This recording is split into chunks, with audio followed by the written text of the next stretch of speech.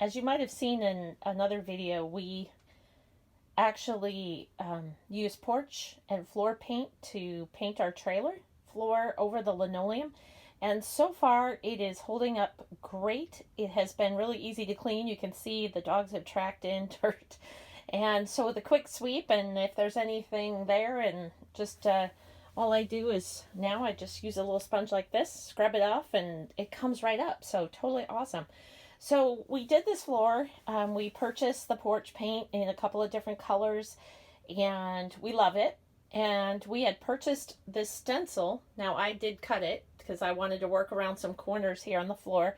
So I cut it to make it easier to get up right up next to the edges and stuff. And then we were looking for a backsplash to go behind our stove. And we've been looking for a while, and they're really either really heavy or just not our style, kind of didn't go with a trailer. So I got inspired by a big tile at one of the home improvement stores. I almost bought it, but it was so heavy and so thick, and it really wasn't exactly right, but as close as I had seen. But some reason I decided not to get it. And then I got home and I got to thinking, well, geez, I could make my own. How cool would that be? So this is the one that we've made using everything we already had. So I wanted to kind of give you an idea. So we had done some wall repairs, as you guys may have seen, and we used this really cool, super thin plywood, and we had some pieces left over, and that's actually what we used as the foundation for these. So we just cut them to size. So we measured it out, cut them to size, and then I laid them out on a long table, a work table. And the first thing I did was do a light sanding to get any bumps off. And then we rolled out using the same paint that we used for the cabinets, the Angel's Touch White. And I did do 2 coats so that it was really nice, and well done. And then after that dried, we used our stencil that we had used on the floor, and we stenciled the center. So now we put the pieces all together and created the center piece again, because that was what it would have looked like when it was all together. And then I used the pieces that I had cut up in the corners to create the corner pattern. Okay. And you'll see on the stencils, they actually give you a way to line it up so that once I did the center one and let it dry, I could go and line up that stencil with the one that was already done, the little dots there, line it up with the center one to create the corner stencils to be right where they should be, equidistant off from the center. And then we let that dry, and then I had a clear lacquer that I sprayed over it twice. So I did 1 coat, let it dry, and then did a 2nd coat just to make it easier to clean. Now the floor and porch paint will clean up nicely, but I wanted to make sure that we had an opportunity, if we spilled anything or splattered anything on it, that we were able to clean it off. And initially I had mounted this with what we call earthquake or museum putty. We use it a lot here in California to hold stuff down in case it rocks and rolls and shakes here, which it does quite often. And somebody said that it can get kind of mushy when it's hot. So we actually remounted these using a double-sided tape, the Velcro kind, because I wanted the 2-part Velcro. I wanted to be able to take them off and clean them, or be able to take them off in the future if I wanted to change the way the backsplash looked.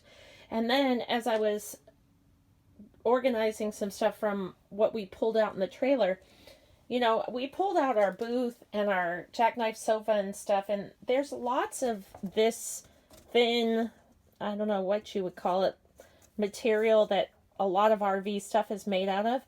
And I thought, wow, that's even thinner than the plywood we used. And it's basically what the cabinets are made out of and stuff. So this kind of same idea.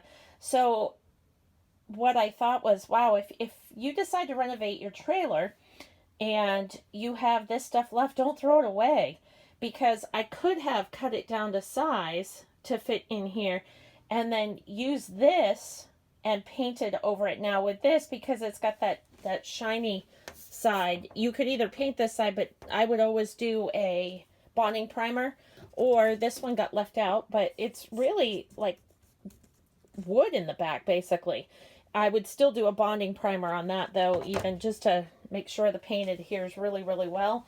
But I could have cut that down to size 2 and then reuse that as a backsplash.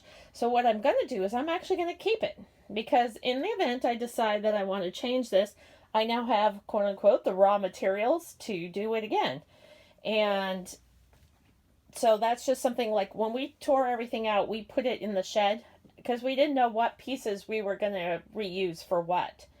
So that is just an idea.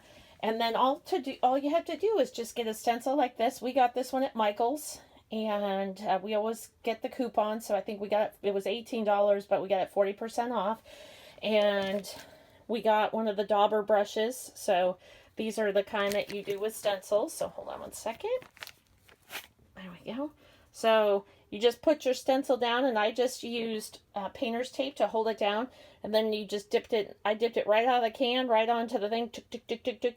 Now it took a while to do these because you have to let the center one dry before you can do the edges, and you have to be real careful when you pull up the stencil. But literally, because everything was stuff we had from other projects in our trailer, this backsplash, which I think is pretty cool, actually cost us nothing.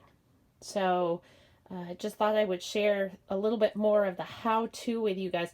And you can make it whatever you want. And honestly, too, the other thing with this one is this material is a little bit thicker. So we could probably mount a spoon holder or whatever to it that we wanted, and then press that up, and it would be fine. We're kind of lucky because, you know, there's plenty of room in between, and we didn't really add that much distance when we put these on. And ours has like a knife holder in the back, so this one is pretty far away. So we're not so worried about it, but we're going to watch and see how it works out. But literally for $0, we were able to do this.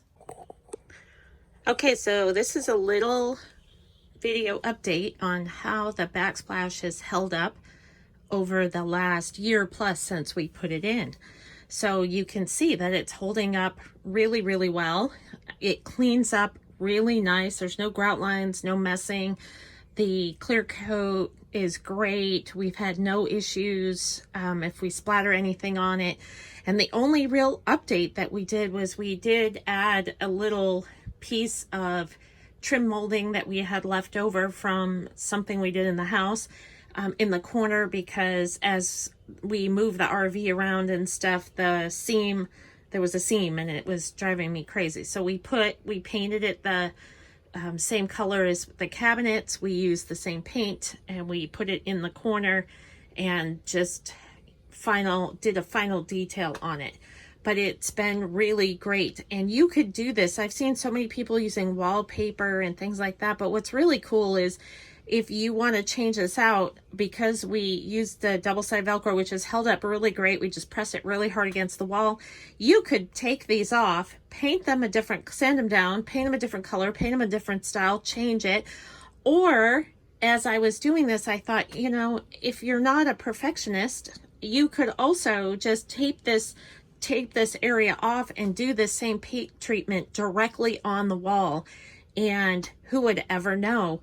But we used these boards and they came out great and they're holding up great. And if we decide we ever want to change it, it's a simple fix. Just peel them off, sit them out, sand them down, paint them again, put them back up, we're done.